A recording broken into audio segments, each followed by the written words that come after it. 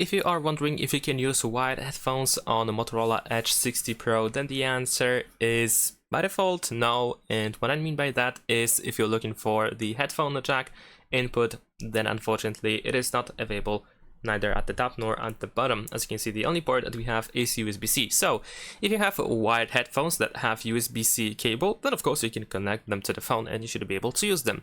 However, if you have wired headphones with this cable that looks like this, then in this case you need to actually get an adapter. For example, this one over here.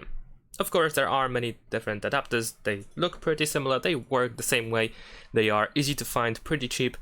You can probably find multiple different options on Amazon or some other websites. And the idea is that you need to connect your wired headphones to the adapter, and then of course the adapter with USB-C cable, we connect it to the phone like this. And this is how we can use wired headphones. Thanks for watching, leave a like and subscribe.